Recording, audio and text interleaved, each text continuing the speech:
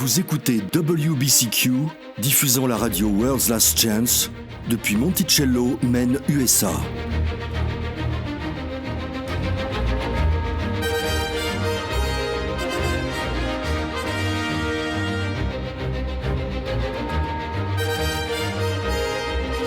Crimes violents, troubles politiques, instabilité financière, tout indique une crise imminente, une crise sans précédent.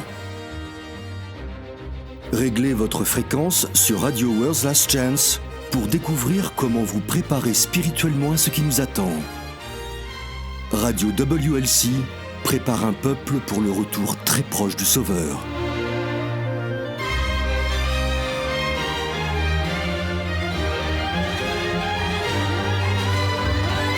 Bonjour, bienvenue sur Radio World's Last Chance où nous discutons des dernières compréhensions de la prophétie biblique, des vérités bibliques pertinentes pour les problèmes d'aujourd'hui et plus encore. Je suis votre animateur Denis Lefort et avec moi, comme toujours, Jean-Olivier. Bonjour amis auditeurs, merci d'être au rendez-vous aujourd'hui. Pour ceux d'entre vous qui nous écoutent pour la première fois, à WLC, nous préférons dans la mesure du possible utiliser le nom personnel du Père Céleste qui est Yahweh ou Yah en forme courte. Ce nom vient du verbe être hébreu, haya. N'est-il pas intéressant que ce verbe d'état, le verbe être, qui est la racine du nom personnel du Créateur, se retrouve dans de nombreuses cultures comme un cri de puissance? Les gens qui pratiquent le karaté ou d'autres formes d'arts martiaux crient haya parce qu'ils disent que cela donne plus de puissance à leurs coups de pied ou de poing. Eh bien, c'est vrai. Comme nous en avons discuté dans une émission précédente, le nom de Yah lui-même contient la puissance qui a appelé l'univers à l'existence. Ce verbe haya est le même mot qui a été utilisé lorsque Yahweh a parlé pour faire venir le monde à l'existence. En français, c'est plutôt verbeux. Nos traductions disent que la lumière soit et la lumière fut, mais une traduction plus directe serait lumière soit, lumière fut ou lumière haya, lumière, haya. Ce que je trouve le plus beau dans le nom divin, c'est que comme c'est un verbe d'état, le verbe être, lorsque vous combinez votre besoin avec le nom divin, cela devient une promesse puissante que vous pouvez revendiquer. Vous êtes en danger, soyez protégés, haya. Vous êtes dans le besoin, soyez approvisionnés, haya. C'est très beau et c'est ce que l'Écriture veut nous dire quand elle nous exhorte à invoquer le nom du Seigneur, qui dans l'original dit en fait invoquer le nom de Yahweh. Les noms avaient beaucoup de sens dans les temps bibliques. De nos jours, beaucoup de cultures se sont éloignées de la signification des noms. Les parents donnent des noms qui sonnent agréablement à l'oreille et parfois ces noms, même s'ils sonnent bien, n'ont aucune signification réelle. Donc oui, il est important de connaître le nom personnel du Créateur. Cela ouvre un tout nouveau domaine de compréhension. Le nom du Sauveur a aussi une signification. Jésus est simplement la version française d'une tentative grecque de translittérer le nom Yahushua ou Yahshua. Yahushua est le salut de Yahweh, c'est ce que son nom signifie. Souvent, en lisant les Écritures ou des citations d'auteurs chrétiens, lorsqu'il est clair de qui il parle, nous rétablissons les noms originaux du Père et du Fils. Vous pouvez également entendre les mots « El » ou « Elohim » dans divers passages de l'Ancien Testament. Ce sont des titres hébreux qui font référence au Père. Ok, pour en venir au sujet d'aujourd'hui, il y a eu un article récent sur le directeur d'une école secondaire aux États-Unis, Derek Nelson. Apparemment, il y existe un organisme appelé Be the Match, soyez la bonne personne, qui est un réseau mondial de registres de moelle osseuse.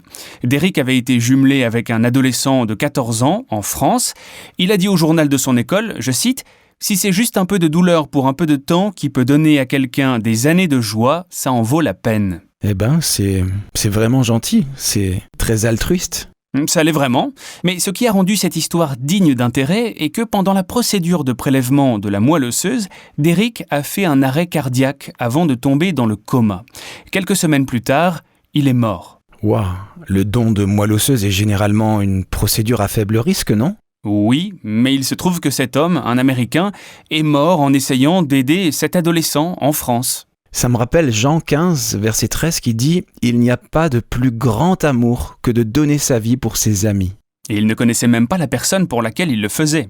Comment pourrait-on rembourser, redonner la pareille pour quelque chose comme ça ? Il a littéralement sacrifié sa vie pour en aider une autre. On ne peut pas. Non, on ne peut vraiment pas.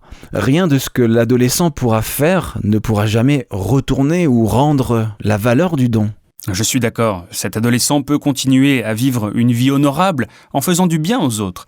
Mais en fin de compte, non, il n'y a aucun moyen de redonner quelque chose en retour pour la valeur d'un tel cadeau. Et c'est ainsi que je vois notre salut. Nous sommes des pécheurs, perdus et condamnés à la mort éternelle. Nous méritons la mort éternelle. Et pourtant, Yahweh s'approche et, sans aucune valeur de notre part, sans aucune capacité de notre part à lui retourner l'appareil pour un tel cadeau, il nous dit « Je t'aime et je t'ai sauvé. Tout ce que tu as à faire, c'est d'accepter ce don, c'est tout. » C'est le fondement même du christianisme et c'est ce qui distingue la religion chrétienne de toutes les autres. Les pécheurs sont sauvés par la grâce. Il n'y a rien que vous puissiez faire pour le mériter. Et pourtant, le salut par les œuvres, par nos propres efforts, semble toujours revenir au galop. J'espérais que nous pourrions échanger à ce sujet aujourd'hui. Comment se fait-il que, même sans nous en rendre compte, il soit si facile de retomber dans une religion orientée vers les œuvres ? Pourquoi est-ce un tel danger et pourtant nous semblons si peu conscients de ce danger ? Nous prétendons croire au salut par la foi et pourtant nous finissons par essayer de le mériter encore et encore. Et enfin, peut-être pourrions-nous partager au sujet de ce que dit la Bible sur la façon dont nous sommes sauvés. Ça ressemble à une sorte d'énigme, n'est-ce pas ? Je veux dire, nous sommes tous d'accord que le salut est un don de la grâce. Et pourtant, malgré cette assurance, la grande majorité d'entre nous, presque à notre insu, se laisse aller à une mentalité du salut par les œuvres qui contredit nos croyances déclarées. J'aimerais que nous lisions une citation de Hudson Taylor. C'était un missionnaire britannique qui a passé 51 ans en Chine. Il a affronté des luttes que la plupart d'entre nous n'auront jamais à affronter. Et en conséquence, il a compris que le salut est par la foi et non par les œuvres. Il dit, je cite, « À tout pécheur fatigué et chargé, Yahushua dit « Viens à moi et repose-toi ». Mais il y a aussi beaucoup de croyants qui peinent et qui sont chargés. Cette même invitation s'adresse à eux. Notez bien les paroles de Yahushua. Si vous êtes accablé par votre service, et ne vous y trompez pas. Ce n'est pas « va œuvrer », comme vous l'imaginez peut-être. Au contraire, c'est « arrête, retourne en arrière, viens à moi et repose-toi ». Jamais, jamais Christ n'a envoyé à l'œuvre une personne lourdement chargée. Jamais, jamais il n'a envoyé une personne affamée, fatiguée, malade ou affligée à un quelconque service. Pour cela, la Bible dit seulement « viens ». Viens, viens. C'est vraiment magnifique, j'aime ça. Nous nous conduisons nous-mêmes et les autres bien plus loin que Yah ne le fait. Le salut toujours est un don. Il n'y a rien que nous puissions faire pour le gagner et de plus, il n'y a rien que nous puissions faire pour le maintenir. Que veux-tu dire ? Eh bien, tu as demandé d'où nous vient cette idée qu'il y aurait sûrement quelque chose que nous devons faire pour le salut, alors qu'en même temps nous admettons que le salut est un don. Nos paroles reconnaissent que le salut est un don de la grâce, mais nos vies finissent par montrer que nous pensons qu'il y a quelque chose que nous devons faire. Le salut par les œuvres entre dans l'expérience chrétienne parce que nous pensons que pour maintenir le don du salut, nous devons faire notre part. Par exemple, nous pensons que pour nous maintenir en état de grâce salvatrice, nous devons régler notre alarme 1 heure plus tôt pour avoir le temps de prier et faire nos dévotions matinales. Eh bien, c'est important. Bien sûr, mais qu'en est-il, par exemple, du médecin qui est resté éveillé jusqu'à minuit pour pratiquer une opération d'urgence ? Il est peut-être trop fatigué pour se lever plus tôt. Oui, mais ça n'arrive pas toutes les nuits. Très bien. Prenons la maman d'un enfant de 3 ans et d'un bébé de 2 mois avec des coliques. Elle est debout presque toute la nuit à faire les 100 pas avec son bébé qui pleure. Penses-tu qu'elle pêche en dormant le plus longtemps possible chaque matin ? Ou qu'en est-il du chauffeur de taxi qui doit travailler de nuit et qui boit de la caféine pour rester éveillé ? A-t-il perdu son emprise sur la grâce divine parce qu'il boit du café ou du coca ? Qu'en est-il de la jeune femme qui porte des bijoux ? Son cœur est-il en rébellion contre Yah parce qu'elle s'est fait percer les oreilles ? Tu vois, c'est là que s'insinue l'attitude du salut par les œuvres. Prenons par exemple le régime alimentaire. Nous savons que notre corps est le temple de Yah, n'est-ce pas ? Oui. Nous savons aussi qu'un régime alimentaire sain, à base d'aliments purs, est important pour avoir un esprit clair et discerner la voix de l'esprit de Yah. Alors, disons que tu as un penchant pour les sucreries. Oh, c'est vrai, aucun doute là-dessus. Très bien. As-tu déjà eu envie d'un bol de crème glacée, d'un beignet, d'une barre chocolatée, peu importe. Mais la raison pour laquelle tu as choisi de t'abstenir à ce moment-là était que tu croyais que tu ne devrais pas le faire parce que ce ne serait pas sain. Bien sûr. Et tu ne voulais pas déshonorer Yah en mangeant quelque chose de malsain ou de contraire à la bonne santé de ton corps.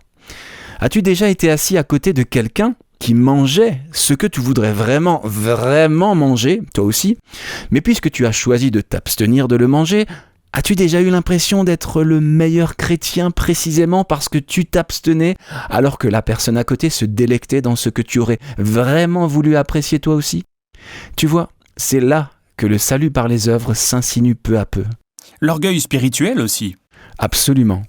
Quand nous adorons sur le vrai sabbat en gardant soigneusement les limites du sabbat, quand nous nous abstenons par une abnégation forcée de faire des choses que nous avons vraiment envie de faire, juste parce que nous pensons que c'est ce qu'il faut faire pour honorer Yah, mais que nous avons toujours secrètement envie de faire, c'est le salut par les œuvres.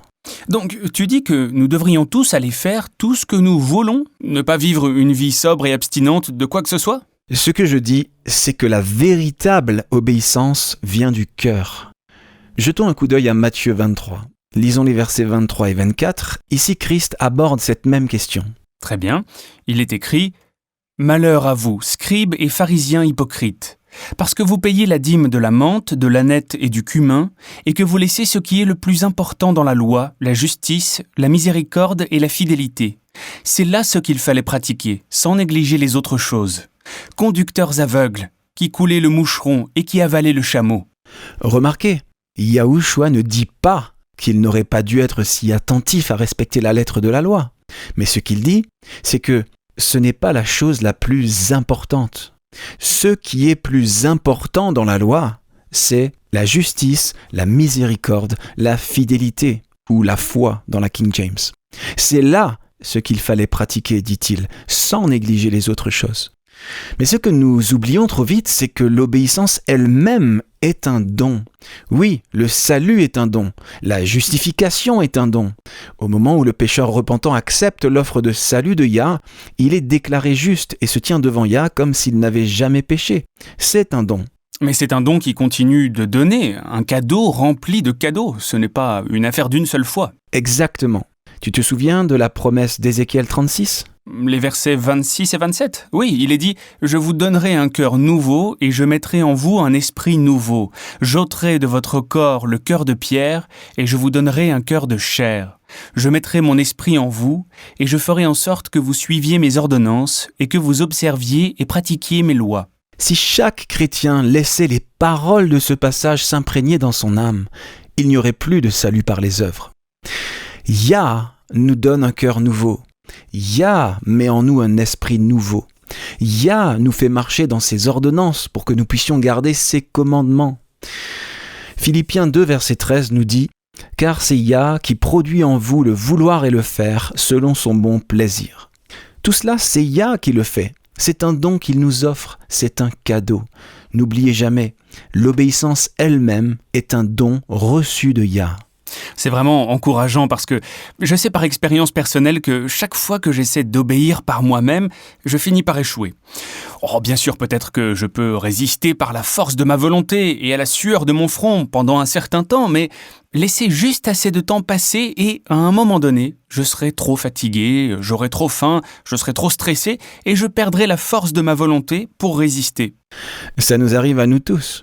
Et si par miracle nous réussissons à résister tout de même, alors nous sommes fiers de notre capacité à surmonter. La fierté spirituelle, un classique. Eh bien, nous allons faire une courte pause, les amis. À notre retour, nous allons partager certaines des promesses bibliques qui expliquent exactement comment fonctionne le salut. Restez à l'écoute, nous revenons dans un instant. Toute personne ayant passé un peu de temps à étudier le livre de l'Apocalypse découvre rapidement que l'avenir réserve des événements fascinants, bien qu'effrayants. L'Apocalypse 13 parle d'une bête, d'une image de la bête et d'une marque de la bête qui sera imposée sous peine de mort. Les conséquences du fait de recevoir la marque de la bête sont terribles. Tous ceux qui la recevront perdront la vie éternelle. C'est pourquoi tant de croyants sont agités à essayer d'identifier la bête et comprendre ce qu'est l'image de la bête. Nous devons le savoir. C'est de la plus haute importance. La plupart des chrétiens se tournent vers l'avenir pour voir se former l'image de la bête. La vérité choquante, cependant, est que l'image de la bête a déjà été formée. Pour apprendre ce qu'est l'image de la bête, quand elle a été formée et comment elle impacte votre vie, parce que c'est le cas, rendez-vous sur worldslastchance.com et cliquez sur l'icône Radio WLC. Recherchez l'épisode intitulé « Attendez-vous à l'inattendu ». L'image de la bête est déjà là. C'est de la plus haute importance, car vous n'êtes pas conscient de ce qui pourra vous faire du mal.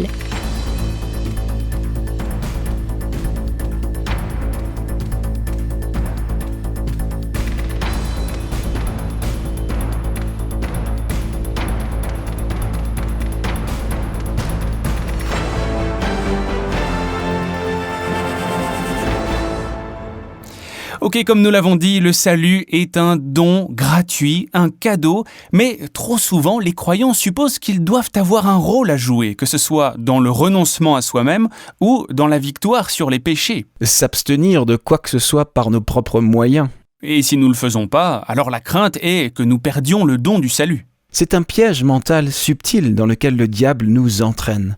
Il est intéressant de noter que ce type de raisonnement a été catégoriquement rejeté par le grand réformateur protestant Martin Luther. Il a demandé, je cite, « N'est-ce pas une merveilleuse nouvelle que de croire que le salut se trouve en dehors de nous ?» Fin de citation. Nous devons nous rappeler que l'abandon quotidien, la victoire sur les péchés les plus graves et une vie dévouée sont tous les fruits du salut. Ce ne sont pas et ne seront jamais des œuvres justes qui sont requises pour maintenir le don du salut. Le salut est toujours reçu, jamais atteint. Ça, c'est une excellente façon de le dire. Le salut est toujours reçu. Il n'est jamais atteint. Paul est très clair sur ce point. Allons dans Tite, chapitre 3, et lisons les versets 3 à 7, si tu veux. Très bien. Nous y voilà. « Car nous aussi, nous étions autrefois insensés, désobéissants, égarés, asservis à toute espèce de convoitise et de volupté, vivant dans la méchanceté et dans l'envie, dignes d'être haïs, et nous haïssant les uns les autres. Mais lorsque la bonté de Yah, notre Sauveur, et son amour pour les hommes ont été manifestés, il nous a sauvés, non à cause des œuvres de justice que nous aurions faites, mais selon sa miséricorde, par le baptême de la régénération et le renouvellement du Saint-Esprit, qu'il a répandu sur nous avec abondance par Yahushua Christ notre Sauveur, afin que, justifiés par sa grâce, nous devenions en espérance héritiers de la vie éternelle. Non à cause des œuvres de justice que nous aurions faites. S'il n'y avait pas d'autre passage sur le sujet du salut, celui-ci, juste ici, suffirait à régler pour toujours le fait que le salut est un don et ne pourra jamais être autre chose qu'un don. Jean, dans notre première partie, tu as souligné comment, dans Ézéchiel 36, Yahweh a dit qu'il nous donnerait un cœur nouveau et qu'il écrirait sa loi sur nos cœurs. En fait, qu'il nous donnerait la capacité d'obéir, c'est lui qui le fait. Et dans ce passage, Paul ne fait que confirmer cette vérité. Au verset 5, il parle du baptême de la régénération et du renouvellement du Saint-Esprit. De toute évidence, ce sont aussi des dons. Ils doivent être des dons. Nous ne pouvons pas nous purifier nous-mêmes. Donc, même la purification, aussi vitale qu'elle soit pour vivre une vie dévouée, est aussi un don. Oui, tout ce dont nous avons besoin pour le salut est disponible à ceux qui l'acceptent par la foi. Encore une fois, le salut est toujours un don. Très bien. Ensuite, regardons Romains 3. C'est un thème que Paul martèle encore et encore. Il voulait que les croyants comprennent qu'ils ne peuvent rien faire pour gagner le salut. Soit qu'il écrive à des juifs qui s'étaient convertis, ou qu'il écrive à des païens, la tendance était apparemment de toujours revenir aux œuvres de la loi. Il semble que ce soit toujours la tendance du cœur humain, n'est-ce pas ? Consciemment ou inconsciemment, oui. Nous aimons penser que nous aidons dans l'affaire, que nous avons notre part à œuvrer. Mais la seule chose que nous pouvons faire est de choisir d'exercer notre foi. Parce que ce grand don n'est disponible que pour ceux qui l'acceptent par la foi. Tu es dans Romains 3, lisons les versets 21 à 28. C'est assez long, mais il y a beaucoup de choses ici, alors prenons le temps de lire le passage. Mais maintenant, sans la loi est manifestée la justice de Yah, à laquelle rendent témoignage la loi et les prophètes, justice de Yahweh par la foi en Yahushua Christ pour tous ceux qui croient. Il n'y a point de distinction, car tous ont péché et sont privés de la gloire de Yah, et ils sont gratuitement justifiés par sa grâce, par le moyen de la rédemption qui est en Yahushua Christ. C'est lui que Yah a destiné, par son sang, à être, pour ceux qui croiraient, victime propitiatoire, afin de montrer sa justice, parce qu'il avait laissé impunis les péchés commis auparavant, au temps de sa patience, afin, dis-je, de montrer sa justice dans le temps présent, de manière à être juste tout en justifiant celui qui a la foi en Yahushua. Où est donc le sujet de se glorifier ? Il est exclu. Par quelle loi ? Par la loi des œuvres ?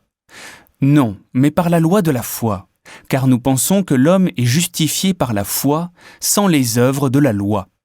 Remarquez, nous sommes dotés de la propre justice de Yahweh, par la foi en Yahushua Christ pour tous ceux qui croient.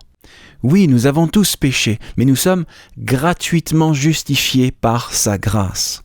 Paul ne cesse de répéter ce thème, comme si son intention était, s'il parvenait à trouver la bonne façon de le formuler, que cette vérité finisse par s'imprégner dans le cœur des croyants.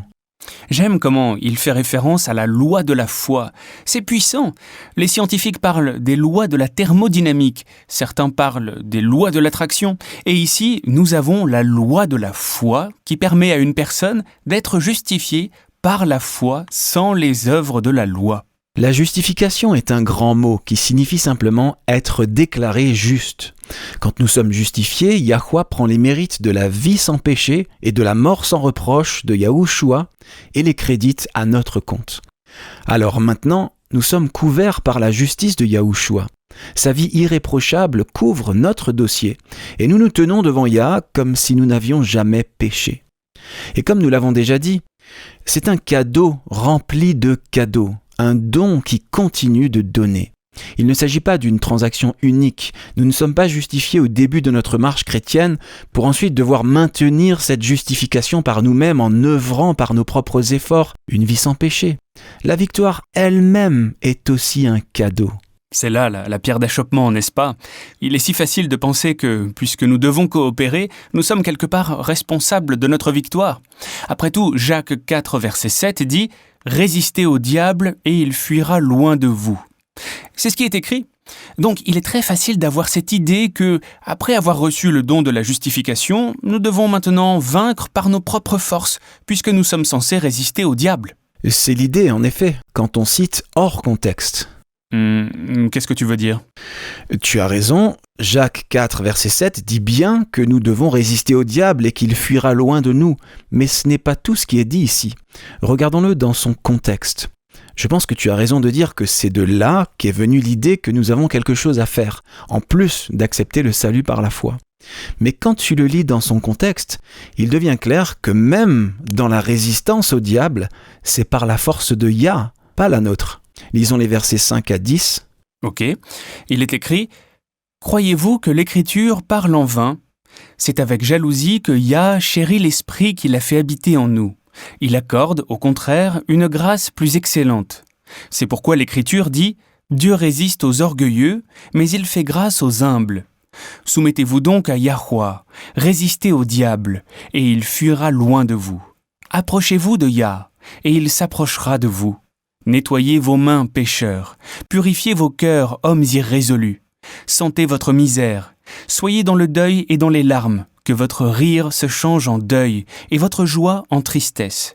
Humiliez-vous devant le Seigneur, et il vous élèvera. » Waouh, je dois dire que ça donne vraiment un tout autre éclairage à la question. N'est-ce pas ? Peu importe la tentation, Yahweh nous donne plus de grâce. Par conséquent, à cause de ce fait, soumettez-vous à Yahweh. Ensuite, dans sa force, la force divine qui vous est donnée gratuitement, vous pouvez résister au diable et il fuira loin de vous. C'est un don reçu. Maintenant, le verset suivant, relisons le verset 8. Approchez-vous de Yah et il s'approchera de vous. Nettoyez vos mains, pécheurs, purifiez vos cœurs, hommes irrésolus. Maintenant, ne commencez pas à penser que le nettoyage de vos mains et la purification de votre cœur sont le travail que vous devez faire. Vous ne pouvez pas le faire vous-même. Je ne peux pas le faire moi-même. Nous sommes irrésolus ou avons une pensée double dans la King James ou un cœur double. Seul Yahweh peut nous purifier. C'est son œuvre, mais il ne le fera pas sans notre consentement. Satan utilise la force. Yahweh aime la liberté. Et il a garanti à chacun la liberté de conscience, la liberté de choisir pour soi-même. Ça me rappelle une citation d'Augustin d'Hippone que j'ai lue un jour. C'était un théologien et philosophe chrétien du 4e et 5e siècle. Il a vécu de 354 à 430, quelque chose comme ça. Il a dit, je cite, « Celui qui nous a créés sans notre aide ne nous sauvera pas sans notre consentement. » C'est bien dit, c'est vraiment bien dit. Le salut du début à la fin est un cadeau. Mais c'est à chacun de nous, individuellement, de décider si nous choisissons de l'accepter ou non. Pour paraphraser la pensée d'Augustin, Yah nous a créés sans notre aide et, avec notre consentement, nous recrée également sans notre aide. Oui. Et pourquoi est-ce si facile d'oublier cela ? Satan veut cela, parce qu'il sait que dès que nous commençons à lui résister par nos propres forces, il nous tient. Très bien. Un autre passage, Éphésiens chapitre 2, versets 4 à 7, qu'est-il écrit ?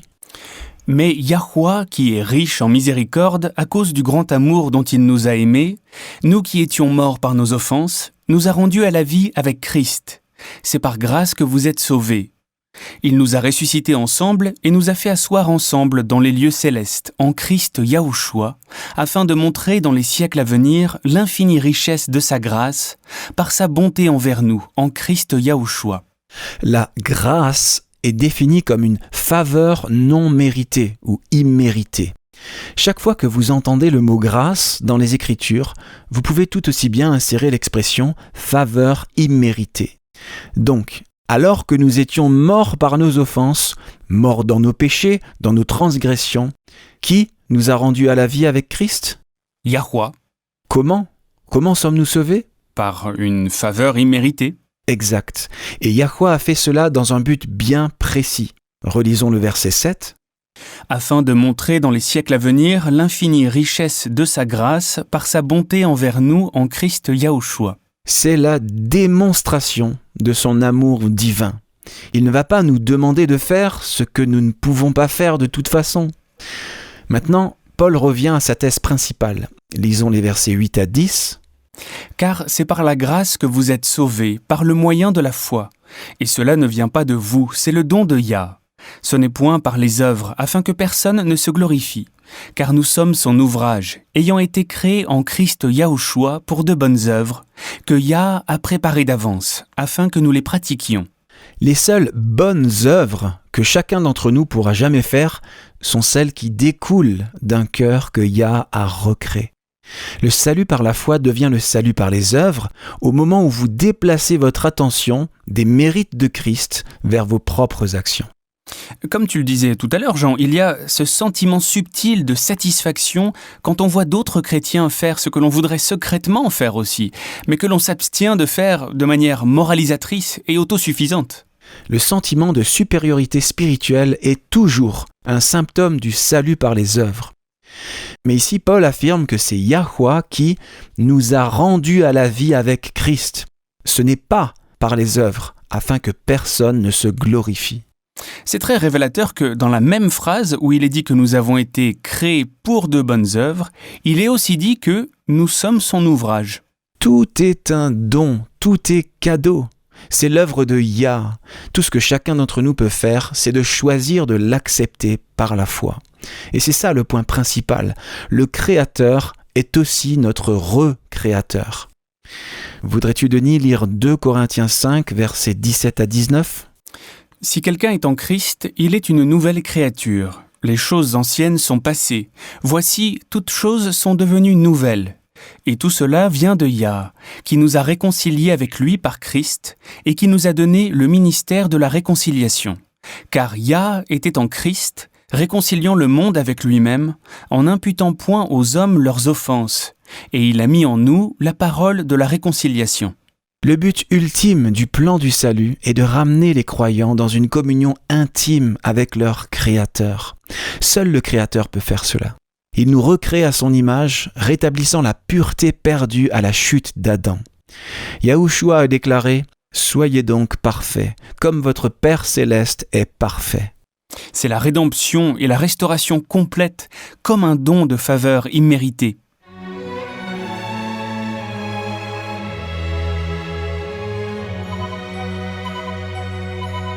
Vous écoutez la radio World's Last Chance sur WBCQ à 9330 kHz sur la bande des 31 mètres. Radio World's Last Chance prépare un peuple pour le retour très proche du Sauveur. Il est naturel de vouloir prier pour ceux qu'on aime, surtout s'ils sont aux prises avec un problème. La prière nous connecte directement à notre Père Céleste qui nous invite à lui apporter toutes nos préoccupations, craintes et besoins. Mais avez-vous remarqué que certains semblent obtenir des réponses à leurs prières tout le temps, tandis que d'autres ne semblent obtenir que rarement une réponse? Si vous l'avez remarqué, ce n'est pas seulement dans votre tête. Bien que Yahweh entende toutes les prières, certaines sont simplement plus efficaces. Yah ne fait pas de favoritisme. Il existe une science de la prière efficace. Une fois que vous aurez appris à prier et à obtenir des réponses claires et évidentes, votre vie et la vie de ceux pour qui vous priez ne sera plus jamais la même. Pour apprendre à prier avec succès pour les autres, recherchez l'épisode intitulé « Les secrets de la prière d'intercession ».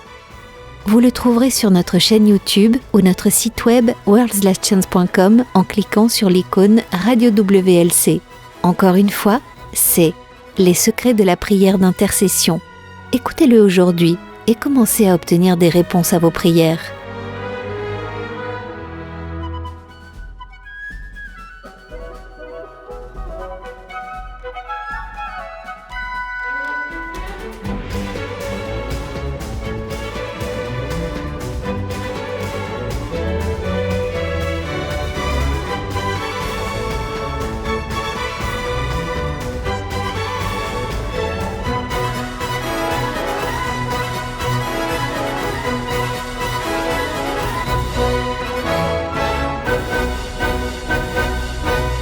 Alors, d'où vient la question pour notre courrier des auditeurs aujourd'hui ?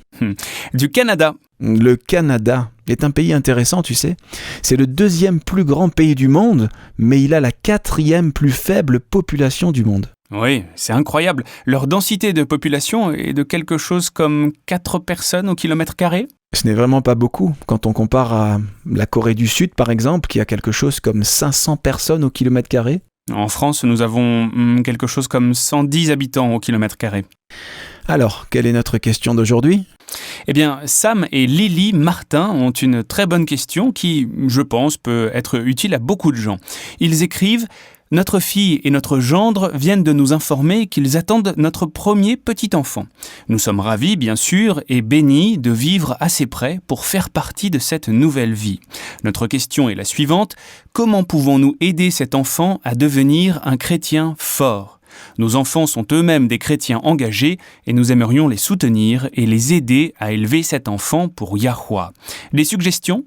Je suis ravi d'avoir la chance de répondre à cette question. Et pour les auditeurs qui ne sont pas grands-parents, les principes que nous allons partager sont valables pour toute personne qui a des enfants dans sa vie, à quelque titre que ce soit. Pas seulement des enfants et petits-enfants, mais aussi les enfants des amis de la famille, par exemple. Nous avons tous notre propre sphère d'influence. Votre vie touche la vie des autres.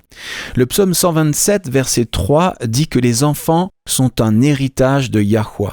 Devenir grand-parent n'est pas juste une autre saison dans votre vie, c'est un privilège et une responsabilité.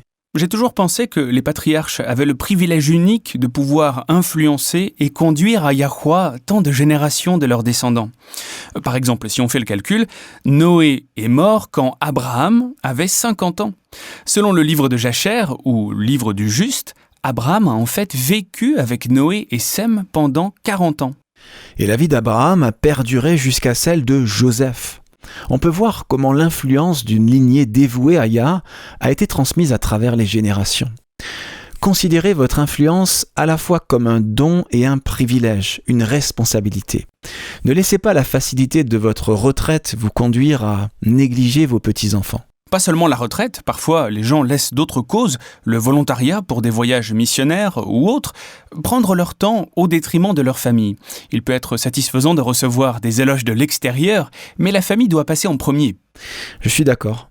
Alors, prenez l'engagement de rester engagé envers votre famille et impliqué dans la vie de vos enfants et petits-enfants. Une autre chose que vous pouvez faire est de demander à IA de vous aider à reconnaître les façons dont vous pouvez aider. Écoutez, en tant qu'adulte, en tant que grand-parent, votre expérience de la vie est plus grande que celle de vos enfants ou petits-enfants. La vie nous apporte des problèmes, mais grâce à votre expérience de vie, vous pouvez montrer l'exemple. Montrez aux plus jeunes que lorsque vous êtes confronté à des problèmes, vous pouvez rester calme et avoir confiance en IA. Cela doit être enseigné par l'exemple. Montrez comment, face aux problèmes, vous revendiquez une promesse biblique et faites confiance à IA.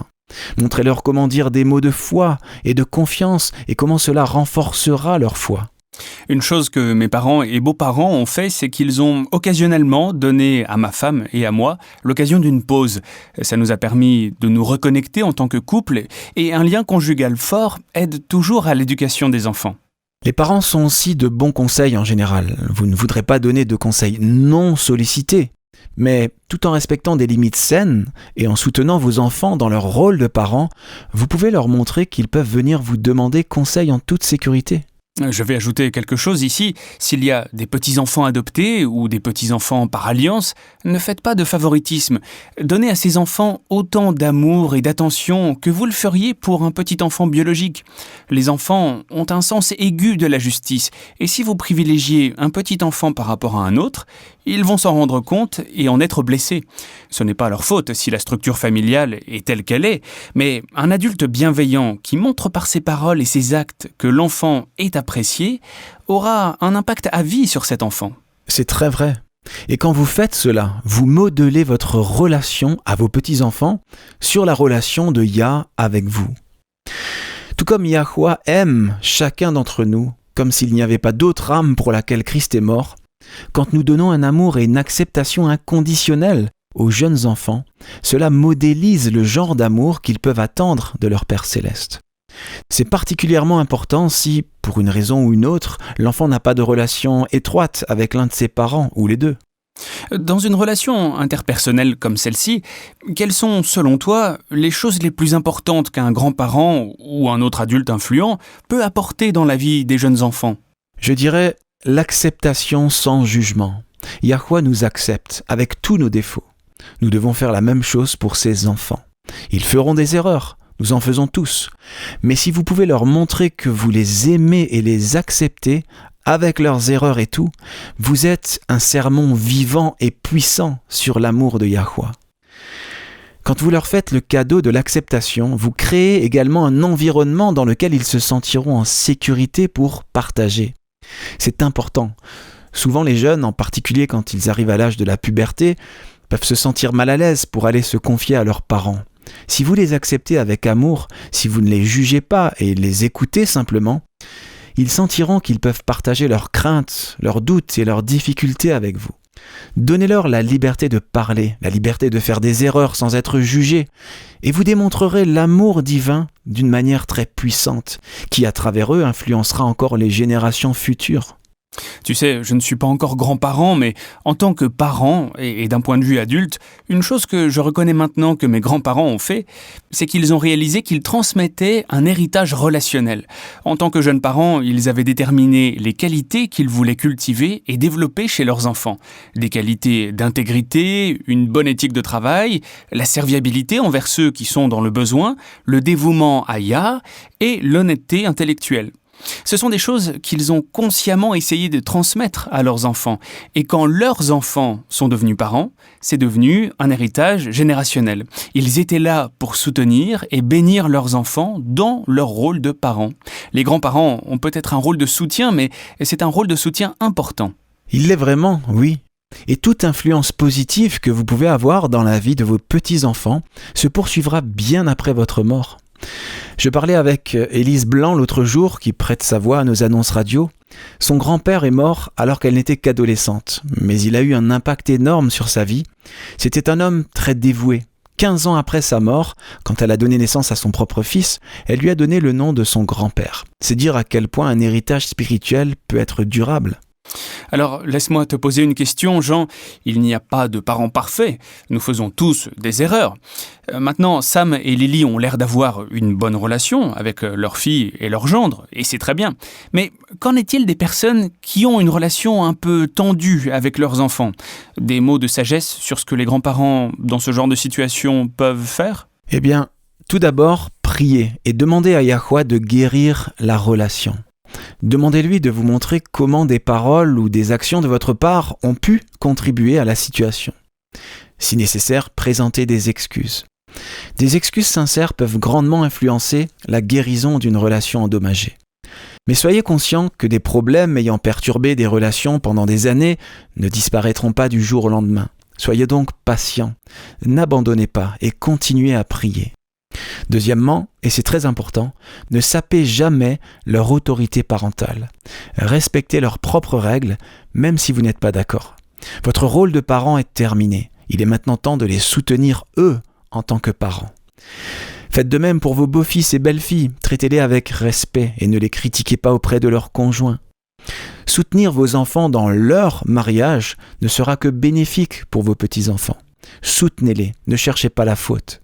C'est énorme. Certains grands-parents considèrent qu'ils n'ont pas à respecter les règles des parents et qu'ils peuvent faire ce qu'ils veulent avec leurs petits-enfants, même si les parents ne le veulent pas. Mais c'est faux. Ce n'est pas seulement un manque de respect pour les parents, mais c'est démontrer aux petits-enfants... Qui regardent ? Oui, les petits-enfants regardent, toujours, et ça leur montre que c'est normal de violer les limites. Est-ce vraiment ce genre d'héritage que vous voulez laisser derrière vous ? Ok, tout cela est de bons conseils, mais qu'en est-il quand les petits-enfants atteignent l'adolescence? Des conseils, Jean, pour les grands-parents avec des petits-enfants plus âgés? Les mêmes principes s'appliquent. Dans votre propre vie, soyez un modèle d'intégrité chrétienne, de compassion et d'acceptation. Maintenez vos normes élevées. Ne prêchez pas une chose en vivant une autre. Les enfants et les adolescents voient clair dans l'hypocrisie. Quand vous faites de bons choix moraux, vous enseignez par l'exemple. Prenez le temps de leur expliquer pourquoi vous faites les choix que vous faites. Vous pourrez ainsi aider vos petits-enfants à développer le courage et le discernement nécessaires pour faire les bons choix dans leur propre vie. Une autre chose importante est de vous familiariser avec la culture de vos petits-enfants. C'est bien, parce que le monde est différent aujourd'hui de ce qu'il était il y a 40, 50 ou 60 ans. Les grands-parents, et les parents d'ailleurs, devraient s'informer au sujet des médias sociaux, des films, de la musique, des jeux vidéo, de la mode actuelle, tout ce qui intéresse les jeunes d'aujourd'hui. Comment comprendre leur monde et comprendre ce qu'ils vivent si l'on n'y connaît rien ? Je ne dis pas que vous devez être d'accord avec tout, mais vous ne serez pas en mesure de comprendre les difficultés particulières de vos petits-enfants si vous ne comprenez pas le monde dans lequel ils vivent, les craintes qu'ils éprouvent, les difficultés qu'ils rencontrent. Et ceci m'amène au point suivant. En tant que grands-parents, vous pouvez utiliser votre présence aimante dans leur vie, votre influence et votre exemple pour aider vos petits-enfants à choisir de mener une vie qui honore Yah. En leur apprenant par la parole et l'exemple à suivre la vérité quel qu'en soit le prix, à mettre Yah en premier, la famille en second, à réserver du temps chaque jour pour des dévotions personnelles, tout cela apportera une influence spirituelle dévouée dans leur vie qui durera toujours. La seule précaution que j'ajouterais, c'est de faire attention à ne pas donner, même aux adolescents, des conseils non sollicités. Oui, les adolescents n'aiment pas recevoir des conseils non sollicités. Eh bien, pour être juste, je pense qu'aucun d'entre nous n'aime recevoir des conseils non sollicités. Non, tu as raison. C'est condescendant, n'est-ce pas? Il est beaucoup plus efficace de développer une relation étroite, de confiance et de soutien pour qu'eux-mêmes demandent volontairement des conseils. En les traitant avec le même amour, la même compassion et la même acceptation que Yahweh nous démontre, un grand-parent dévoué peut avoir une telle influence pour le bien que ce n'est que dans l'éternité que l'on verra à quel point elle est profonde. Car non seulement nous influençons ceux qui font partie de notre cercle immédiat d'amis et de connaissances, mais à travers eux, nous pouvons toucher encore plus de monde. et Yahweh bénira tout cela pour l'avancement de son royaume. Si vous avez une question ou un commentaire, rendez-vous sur worldslastchance.com et cliquez sur « Contactez-nous ». Nous sommes toujours heureux de recevoir vos messages, chers auditeurs.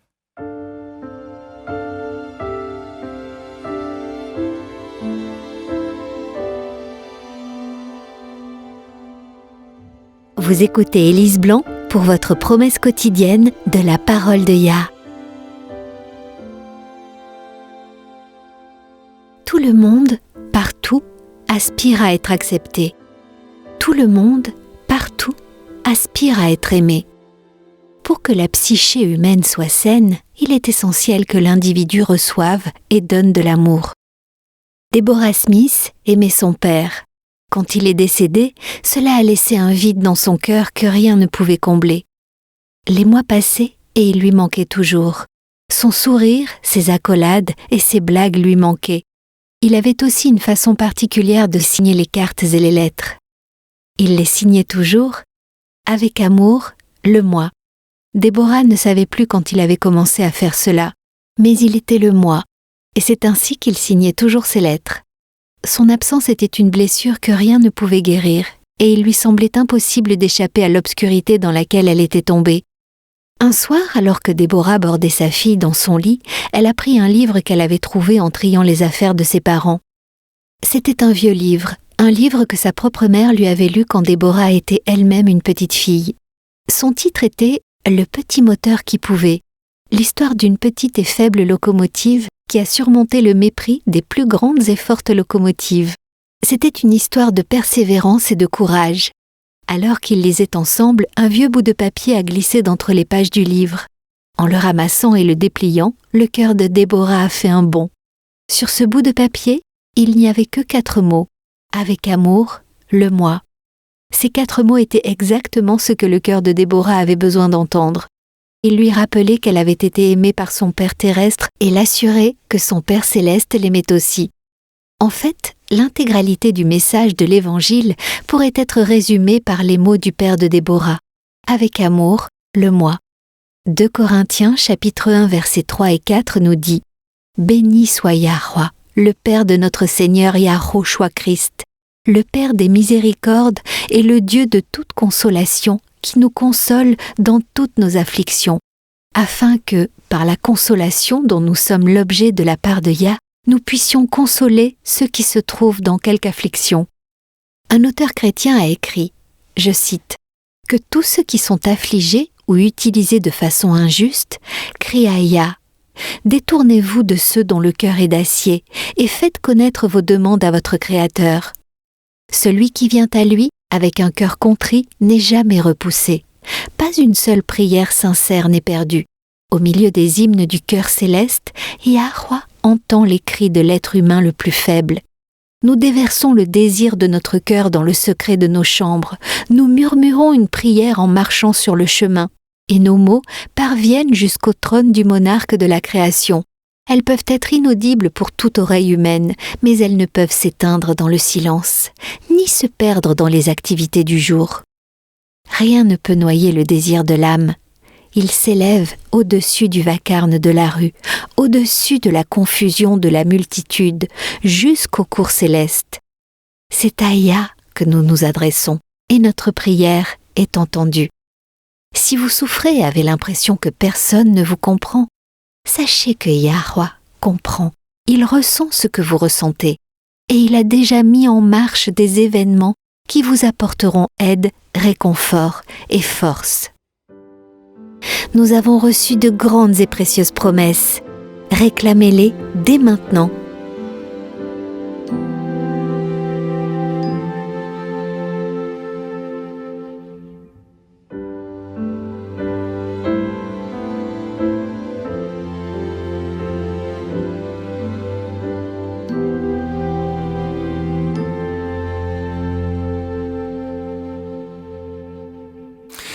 Jean, notre échange a été vraiment bénéfique pour moi aujourd'hui. Je n'avais pas réalisé que mon glissement facile vers le salut par les œuvres venait probablement du fait que je pensais devoir résister au diable par mes propres forces. Et bien sûr, chaque fois que vous faites quelque chose par vos propres forces, c'est une position perdante. Notre rôle est de choisir d'accepter le don par la foi, de faire confiance à l'efficacité du sang de Christ. Dans Romains 10, verset 9, il est écrit « Si tu confesses de ta bouche le Seigneur Yahushua, et si tu crois dans ton cœur que Yah l'a ressuscité des morts, tu seras sauvé. » C'est simple, non ? Ce n'est pas une question d'œuvre. Nous ne pouvons pas faire les œuvres par nous-mêmes, mais nous pouvons accepter le cadeau, le don de Yah, et choisir de lui faire confiance. C'est un cadeau qui n'a pas de prix. Nous connaissons la prière de Yahushua dans Jean 17. Il a prié « Que tous soient un, comme toi, Père, tu es en moi, et comme je suis en toi, afin qu'eux aussi soient un en nous. » Une fois que nous sommes purifiés, nous devenons un avec Yah. Ainsi, au lieu d'un agonisant renoncement à nous-mêmes, nous faisons simplement ce que nous voulons faire quand nous faisons la volonté de Yah et que nous sommes dirigés par son esprit. L'obéissance n'est pas un problème quand c'est ce que vous voulez faire, de toute façon. C'est pourquoi même l'obéissance ne peut pas vous sauver si c'est quelque chose que vous générez en vous-même. La seule obéissance qui soit acceptable pour Yah est celle qui vient de motifs purifiés par lui. Et ce niveau de pureté, encore une fois, c'est un don, c'est un cadeau divin. Mais le choix, la décision nous appartient. Yah ne nous forcera jamais à l'accepter. Il nous invitera, il plaidera, mais il ne vous forcera pas, jamais. Il nous invite, j'aime ça, c'est magnifique. Écoutez, Apocalypse 22, verset 17. C'est le dernier chapitre de la Bible. Il est écrit « Et l'esprit et l'épouse disent « Viens ». Et que celui qui entend dise « Viens ». Et que celui qui a soif vienne. Que celui qui veut prenne de l'eau de la vie, gratuitement. Écoutez, les amis, le salut est à vous en ce moment même. Il n'y a rien que vous puissiez faire pour l'obtenir, pour l'atteindre. Aucune œuvre d'obéissance que vous devez faire pour le conserver. Le salut lui-même fournit tout ce dont vous avez besoin pour être restauré à l'image divine, et cela inclut l'obéissance qui découle de motifs purifiés. Vous ne pourrez jamais atteindre le salut. Vous pouvez cependant l'accepter, le recevoir. Hébreux 4, versets 9 à 10 nous dit « Il y a donc un repos de sabbat réservé au peuple de Yah, car celui qui entre dans le repos de Yah se repose de ses œuvres, comme Yahweh s'est reposé des siennes. » Arrêtez d'essayer de gagner votre salut. Vous ne le pouvez pas. Vous pouvez par contre l'accepter comme un don, un cadeau divin. Alors, vous aussi pourrez entrer dans son repos. Merci Jean. Charles Spurgeon, le grand prédicateur anglais du XIXe siècle, a observé, je cite, « Non pas que notre salut doive être l'effet de notre œuvre, mais notre œuvre doit être la preuve de notre salut. » Et c'est à cela que cela se résume. Toutes les bonnes œuvres que nous faisons sont un débordement naturel de l'esprit de Yah qui habite en nous. Elles ne sont jamais quelque chose que nous faisons pour gagner le salut, car le salut est toujours reçu, jamais atteint. Rejoignez-nous demain et d'ici là, souvenez-vous, Yahweh vous aime et vous pouvez compter sur lui faire confiance en toute sécurité, car il en est digne.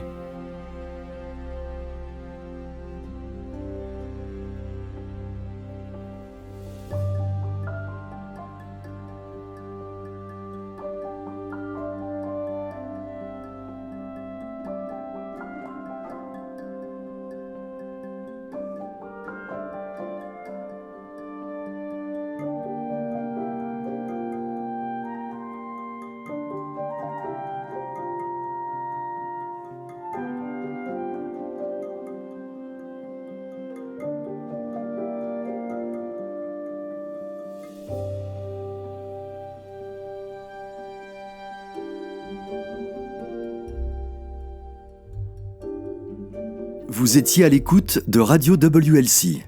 Cette émission, ainsi que les émissions précédentes de Radio WLC, sont disponibles en téléchargement sur notre site internet. Elles sont parfaitement appropriées pour être partagées avec des amis et pour des études bibliques. Elles sont également une ressource merveilleuse pour ceux qui adorent Yahuwah, seuls, en famille ou en groupe à la maison. Si vous souhaitez écouter les émissions de Radio WLC, rendez-vous sur notre site internet à l'adresse worldslastchance.com. Cliquez sur l'icône Radio WLC en haut à droite de la page d'accueil. Cela vous permettra de télécharger les épisodes dans votre langue préférée. Vous trouverez également des articles et des vidéos disponibles en plusieurs langues. Rejoignez-nous demain pour un autre message rempli de vérité sur WBCQ à 9330 kHz sur la bande des 31 mètres. Radio World's Last Chance prépare un peuple pour le retour très proche du Sauveur.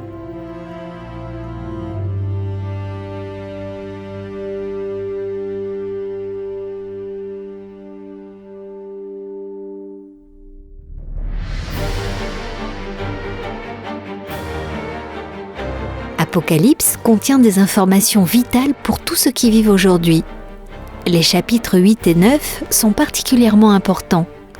Ils prédisent des événements cruciaux qui auront lieu dans un avenir proche. Ils sont décrits comme 7 trompettes. Quand ces 7 trompettes commenceront à sonner, nous saurons que nous sommes à quelques mois du retour de Yahushua. Pour en savoir plus, visitez notre site web worldslastchance.com. Nous avons beaucoup d'articles et de vidéos couvrant plusieurs aspects de ce sujet des plus importants. C'est sur worldslastchance.com. Visitez notre site dès aujourd'hui. Il ne reste plus beaucoup de temps.